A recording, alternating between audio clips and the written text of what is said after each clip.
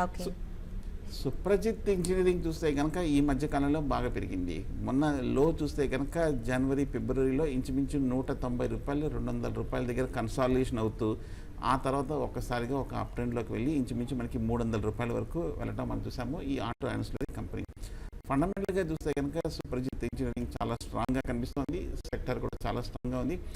మొన్న రిజల్ట్స్ కూడా చూస్తే కనుక రీజనబుల్‌గా స్ట్రాంగ్ అని పెర్ఫార్మెన్స్ అనేది రావడం మనం చూస్తున్నాము. ఈ లెవెల్‌లో చూస్తే కనుక వాల్యుయేషన్స్ కూడా ఇంకా అట్రాక్టివ్‌గానే కనిపిస్తుంది సుప్రజిత్ ఇంజినీరింగ్‌లో.